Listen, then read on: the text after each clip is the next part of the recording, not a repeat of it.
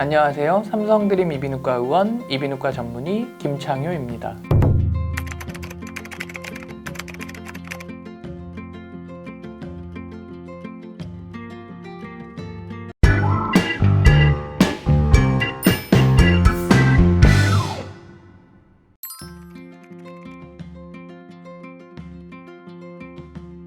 합의갑계는 코 안의 정상적인 구조물입니다.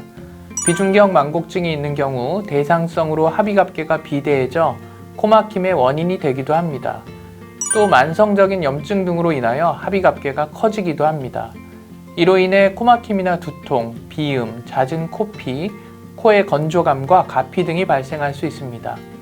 지속적으로 문제가 발생할 경우 수술적 교정을 고려해 볼 수 있습니다.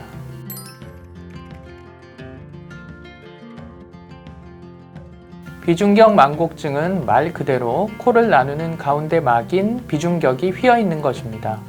선천적인 원인으로 발생하기도 하지만 후천적 외상으로 인해 발생하는 경우가 많으며 출산 시의 외상도 비중격 망곡증을 유발시킬 수 있습니다.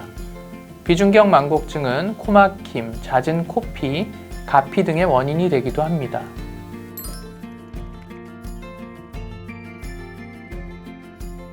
비중격 망곡증 수술은 보통 코의 안쪽 점막을 절개하여 비중격을 점막과 박리한 후 휘어있는 부분에 일부는 제거하고 일부는 조작하여 휘어져 있는 비중격을 교정하는 수술입니다.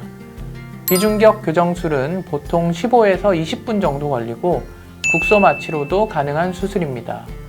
비후성 비염이 동반되어 있는 경우가 많고 이러한 경우 비중격 망곡증 수술과 비염 수술을 같이 진행하기도 합니다. 수술 후에는 코 안에 솜을 2-3일가량 넣어둡니다.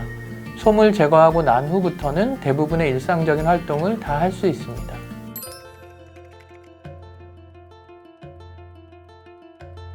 양쪽 콧구멍을 둘로 나누는 막을 비중격이라고 하는데 이 비중격이 휘어져 있는 상태를 비중격 망곡증이라고 하고 이렇게 휘어있는 비중격을 교정하는 수술을 비중격 교정술이라고 합니다.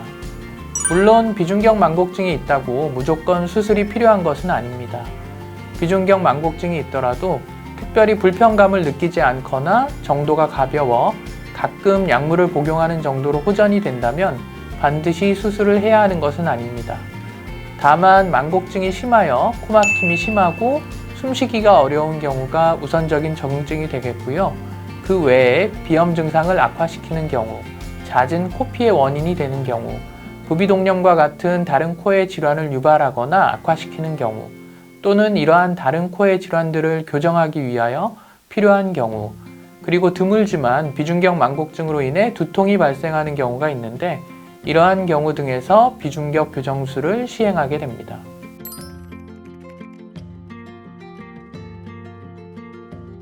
휜 코를 교정하는 방법은 다양합니다.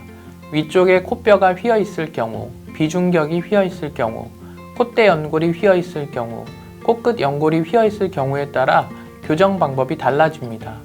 각각의 휘어 있는 경우를 다 교정하여야 제대로 바로잡을 수 있습니다. 각 경우에 대해 간단히 설명드리겠습니다. 첫 번째, 코뼈가 휘어 있으면 절골술이라고 해서 뼈를 세밀하게 부러뜨려서 맞추는 방법을 사용합니다. 두 번째로, 비중격이나 콧대 연골이 휘어 있는 경우는 비중격의 교정과 휘어있는 연골에 반듯한 연골을 덧대 펴주어 봉합하거나 연골을 펴서 맞추어 봉합하는 방법을 사용합니다. 마지막으로 코끝 연골이 휘어있는 경우는 연골을 일부 절제하여 맞추거나 다른 연골을 덧대 맞추기도 하고 휘어있는 부분을 봉합하여 펴는 방법을 사용하기도 합니다.